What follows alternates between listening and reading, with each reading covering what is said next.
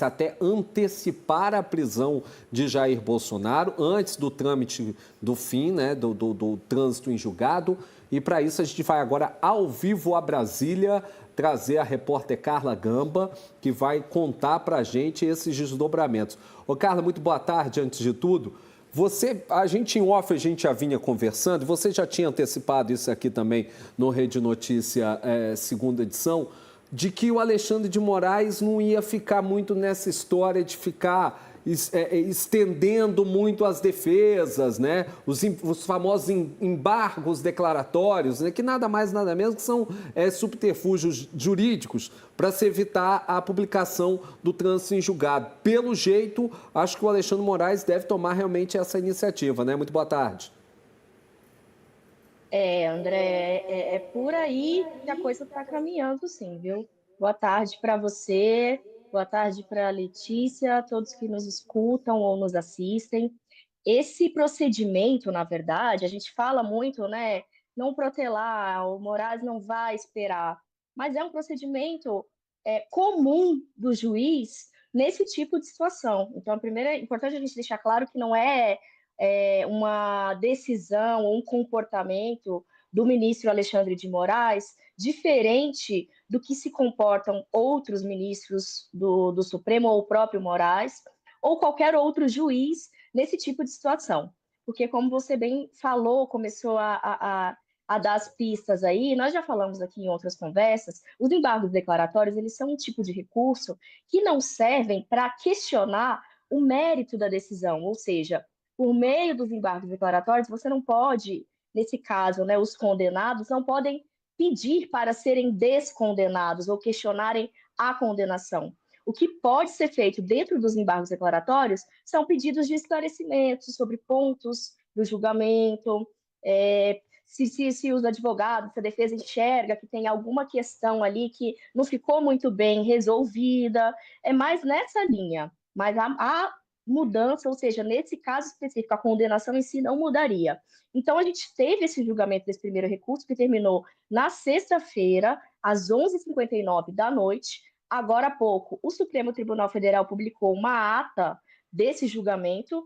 Agora, amanhã, é o que está previsto para ser publicado o acórdão. A ata ela é ela conta ali o que aconteceu, né, relato do julgamento, mas o acórdão é o que vale de fato, é o que vai ficar registrado ali para sempre na justiça sobre o que aconteceu naquele julgamento.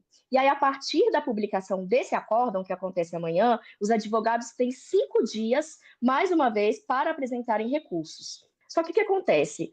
Os embargos declaratórios, eles são, como o André bem falou, né? Não há outro nome, André, são recursos utilizados pelos advogados de defesa para protelar o início do cumprimento da pena. Então, existe um risco, e o cenário que está se desenhando agora, eu apurei, conversei com alguns dos advogados de alguns dos condenados agora pela tarde, com fontes do Supremo, está se desenhando 2 possíveis caminhos. Um seria a apresentação de um novo embargo declaratório, dentro desse prazo de 5 dias, contados a partir de amanhã. O risco dessa estratégia é de o ministro Alexandre de Moraes dizer: olha, vocês estão usando esses embargos para protelar, para enrolar o cumprimento da pena. E é bem provável que isso aconteça mesmo, porque ele já disse isso no primeiro recurso, que terminou o julgamento na sexta. E o outro caminho seria ir para um outro tipo de recurso, que são chamados embargos infringentes. Só que esses embargos infringentes, eles abrem a possibilidade de você questionar um pouquinho mais do que foi decidido ali no julgamento. Porém, ele é considerado, assim, para ser aceito esse tipo de embargo, você precisa ter um placar muito equilibrado, que justifique a defesa dizer: olha, está muito equilibrado, foi muito pau a pau ali, o que não aconteceu, né? Lembrando que dos 5 ministros, perdão, que compõem a primeira turma, somente o Luiz Fux votou contra a condenação, né? Os outros 4 votaram pela condenação de todos os réus. Então, são esses 2 caminhos que estão sendo desenhados aqui, com uma possibilidade, sim, de cumprimento, assim, a princípio, esse início de cumprimento de pena, ele aconteceria após o final de todos os recursos, com o que a gente chama de trânsito em julgado, mas a gente lembra que os réus, a partir do momento que eles viram réus, eles estão ali sob monitoramento da justiça e muitas coisas podem acontecer, né? Se ele vir tentar fugir, descumprir alguma coisa que foi prevista pela justiça, se tiver medida cautelar. Mas a tendência é, aí já fechando a minha fala, com uma coisa que eu apurei direto ali no gabinete do Alexandre de Moraes, ele tem pressa, e a defesa também, as defesas, principalmente a defesa do ex-presidente Jair Bolsonaro, tem pressa, porque quanto mais rápido for decretado o início do cumprimento de pena, mais rápido eles vão poder apresentar um recurso para pedir para que ele saia da prisão em regime fechado, que é o que está previsto, e provavelmente será na Papuda, que é um complexo penitenciário aqui de Brasília, e vá para o domiciliar, que é o tipo de regime de prisão que ele está hoje. E eu me lembro bem, Carla, dessa questão dos embargos infringentes na época do Lula, e principalmente na questão da decisão sobre a prisão ou não em segunda instância, que foi apertadíssima, né? Foi 6-5, né? Eu me lembro bem que a defesa do Lula chegou a entrar com os embargos infringentes para tentar anular o máximo possível, adiar o máximo possível a prisão do Lula àquele tempo, e realmente é um acordo que pode ser feito nessa história. Chamar a Letícia Bessa aqui para essa conversinha também, Letícia, porque hoje, Carla Gamba, o nosso deputado, que eu digo deputado por Minas Gerais, o Nicolas Ferreira, ele esteve em Belo Horizonte e ele falou sobre essa questão do Bolsonaro poder ser preso, né, Letícia? Exatamente, né, Carla? E ele ficou aí na expectativa dele já ser encaminhado para regime fechado. Fez até uma provocação também ao Alexandre de Moraes, chamando ele de imperador do Brasil, né? Uma provocação aí no momento. Seguem as provocações, né, Carla Gamba? Essa provocação aí da oposição, né, com o ministro Alexandre de Moraes, principalmente, vem há muito tempo, desde que ele começou a ser relator dos inquéritos das fake news, das milícias digitais. Eu acho, a gente tem a fala do Nicolas, vamos ouvir a fala dele para a gente comentar melhor sobre isso. Agora está numa situação, enfim, difícil. Creio que eles não vão deixar ele nas próximas semanas mais em casa. Acredito que ele segue para o cárcere privado, porque é uma forma, né, de colocar como se ele e o Lula fossem a mesma coisa, né? O Lula foi preso e o Bolsonaro também foi preso. Só que é bom lembrar que um foi preso, né, por corrupção, sentenciado por dezenas de juízes em 3 instâncias, com milhares de provas, e o Bolsonaro, a prova que tem dele é um golpe fictício em EAD, que ele estava lá nos Estados Unidos. É a única forma de tirar ele da corrida eleitoral. Cada vez mais você vê que os congressistas têm menos poder por conta do avanço tirânico de um poder hoje, principalmente na figura de uma pessoa, de um ministro, o Moraes, que tem o poder de tudo. Eu estou muito impactado com El Salvador, mas a mudança de lá não ocorreu simplesmente em lei, ocorreu na mente das pessoas. Então eu chamo a atenção aqui, tanto para a mídia, tanto também para as castas de poder que existe no nosso Brasil, que é o judiciário, porque não adianta nada um policial estar aqui, cumprir seu papel, prender 17 vezes um cara e daqui a pouco ele está solto. Então nós como brasileiros precisamos retomar o nosso país. Se a gente ficar nessa guerra infinita, de um lado e o outro fala, e não buscar a verdade dos fatos, infelizmente o país do futuro nunca vai chegar. E foi bem provocador, Nicolas, né? Quando eles chamam o Alexandre de Moraes de imperador do Brasil, durante essa fala maior, ele falou: o Alexandre de Moraes estava se metendo na situação do Rio de Janeiro. O que o imperador do Brasil está querendo falar sobre lá? E realmente é uma crítica muito pesada e muito forte. E que não reverbera só do Nicolas, reverbera de muitas outras pessoas, outras partes da direita. Algumas pessoas do centro também têm esse mesmo tipo de opinião sobre Alexandre de Moraes, né? Eu ouvi, André, há um tempo atrás, de uma fonte que não era de um lado propriamente assim do Supremo, uma fonte servidor, vamos dizer assim, que o Alexandre de Moraes ele fez uma piada, ele falou: o homem tem a estrela. Foi exatamente essa aspa que eu ouvi. se referindo ao fato de que o Alexandre de Moraes, por uma, né, uma conjunção ali dos astros, como o pessoal que gosta ali de astrologia, signo, gosta de dizer, as coisas mais importantes acabam caindo no colo dele, na relatoria dele, né? De fato, a história do Rio, por exemplo, né, que o Nicolas cita, caiu no colo do ministro Alexandre de Moraes de uma maneira muito inesperada, porque o processo ele era o pedido, né, o envolvimento do ministro Alexandre de Moraes nesse caso acontece por meio da ADPF das favelas, que era do ministro Edson Fachin. Quando ele vai para a presidência do Supremo, agora, 2 meses atrás, vai para o ministro Barroso pede para se aposentar e eles têm que fazer, acontece a operação no Rio e por uma questão de urgência, eles têm que fazer um sorteio para escolher um relator interino, temporário, e cai no ministro Alexandre de Moraes. Então, ele vira também o alvo, era um pouco isso que essa fonte me falava, dele ter a estrela, porque ele vira também o alvo ao cair, sem querer, querendo, não é nem querendo, né? Assim, vamos dizer que o ministro Alexandre de Moraes, às vezes, demonstra um certo desinteresse até de querer sair ali, mas já está envolvido até o talo, né, com a relatoria de processos tão importantes. Mas Ô Carla, tinha uma lenda antigamente no Rio de Janeiro que na hora que fazia os sorteios do jogo do bicho, a bolinha que era para cair era colocada numa geladeira, lá no freezer, ela ficava geladinha, então ficava mais pesada. Então aí, conforme rodava, a bolinha caía e caía o número certo. Não estou dizendo não, mas o sistema randômico para poder girar e parar num lugar só também, né? Cai entre nós. É piada, mas no Brasil tudo é possível, né?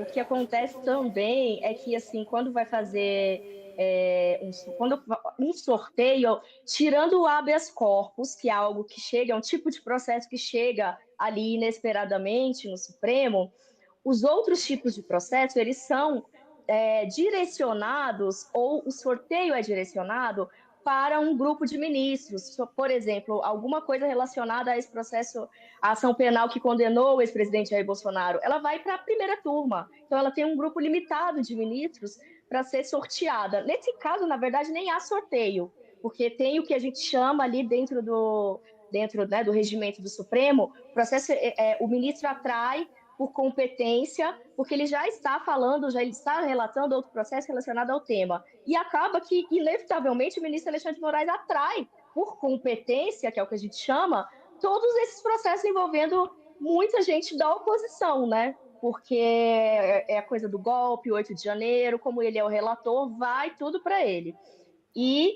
Consequentemente, vem todas essas críticas aí, né? Mas só uma correçãozinha bem rápida, correção não, uma observação em relação à fala do deputado Nicolas. Ele diz que provavelmente o ministro vão tirá-lo da prisão domiciliar.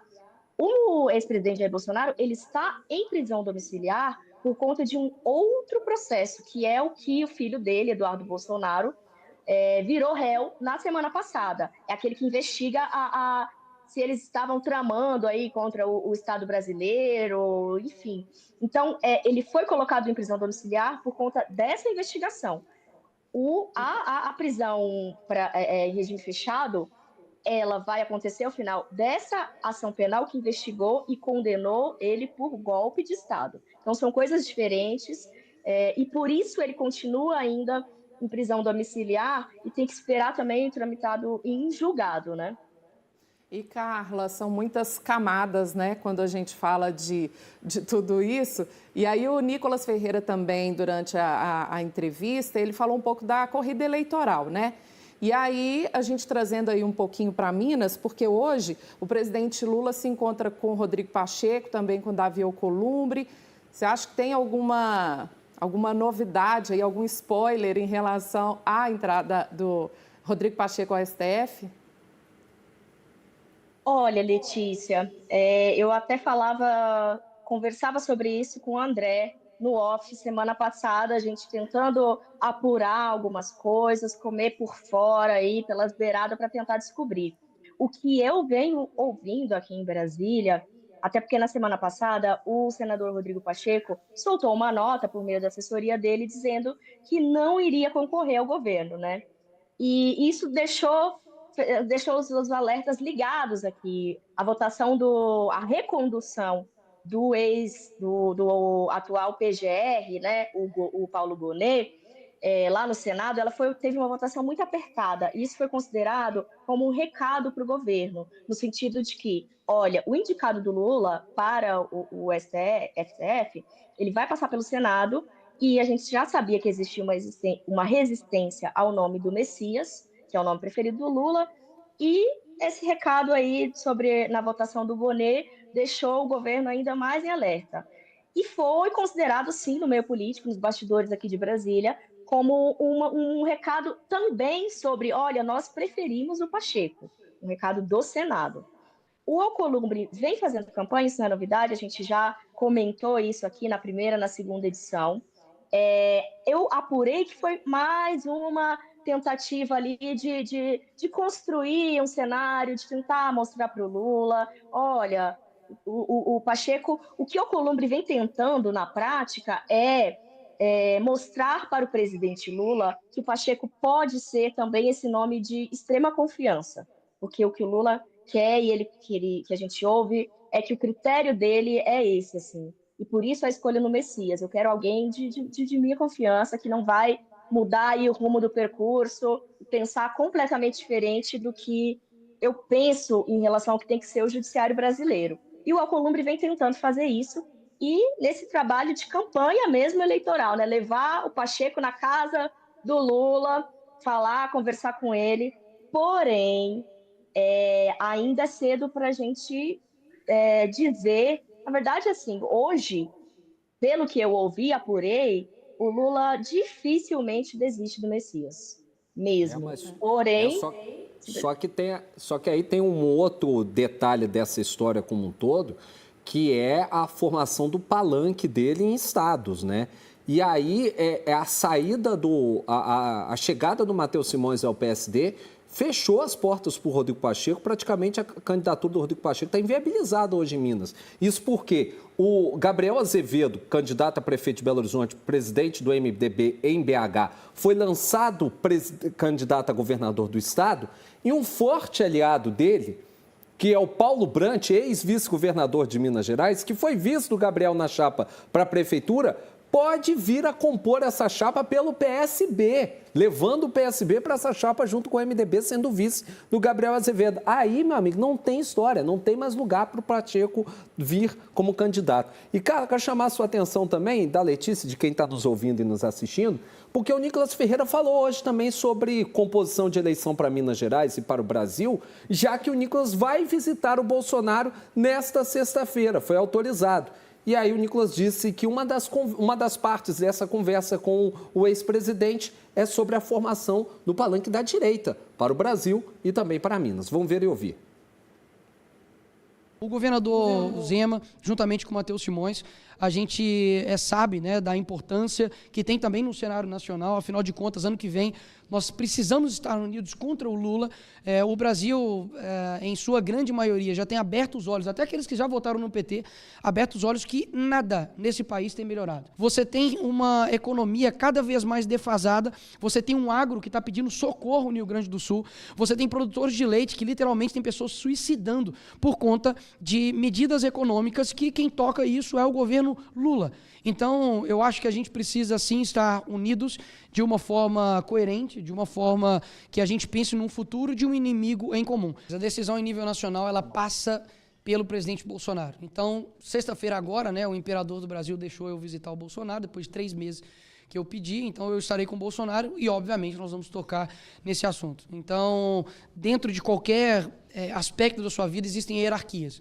Então, por mais que eu seja o deputado mais votado do Brasil, eu tenho uma posição de extrema humildade de compreender que, primeiro, lá dentro do Congresso eu tenho um voto só, né? Não são vários votos que eu dou. E dentro também do nosso grupo existem hierarquias. Então, hoje, né, a figura, obviamente, mais forte que nós temos e a liderança que nós temos, de fato, é Jair Bolsonaro. Vou conversar com ele, vamos ver o que ele vai decidir aqui, ou ao menos sugerir também para o futuro de Minas Gerais. Agora, 5 horas e 24 minutos, Carla, então é isso, né? Bolsonaro é que deve cravar o nome aí para as eleições ao governo de Minas. Agora, só para a gente voltar para um outro assunto agora e a gente concluir esse papo rapidinho, são as fraudes do INSS, né? Porque nós temos 2 deputados aqui por Minas Gerais na lista de suspeitos nessas fraudes do Instituto Nacional de Seguridade Social. É isso mesmo, né?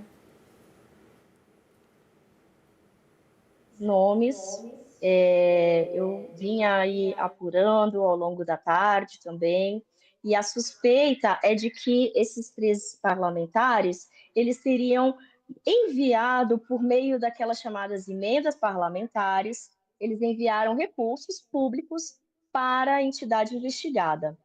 A gente vai acompanhar isso aqui, né, ao longo da semana.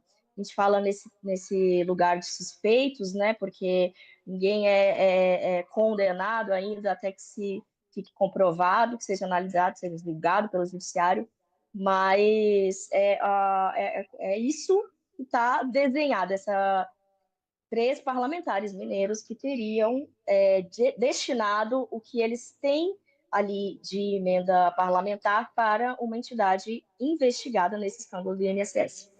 Um deles é público e notório, que é o Euclides Petersen, que já, inclusive, está aí com todos os aparatos e todos os indícios que teria recebido 14 milhões e meio de reais, ao menos, de propinas para garantir o funcionamento do esquema.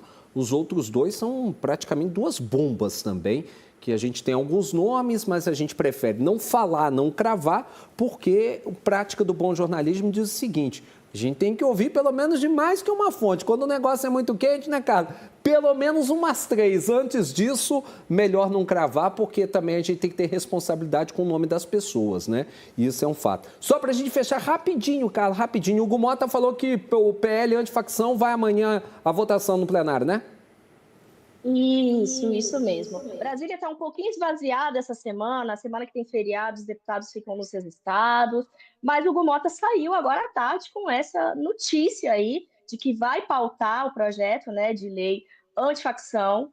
Vamos ver se vai mesmo ter quórum, como é que vai ser, como é que vai funcionar essas costuras, porque a gente ainda está num ponto de muito parecido com o da semana passada, que são várias versões foram apresentadas, mas a versão atual ela não agrada nem a oposição e nem o governo. Vamos acompanhar, vou acompanhar isso amanhã aqui em Brasília e vou trazer nas edições do Rede Notícias. Muito obrigada, Carla Gamba. Agora, 5 horas e 27 minutos. Nós voltamos daqui a pouquinho depois do intervalo.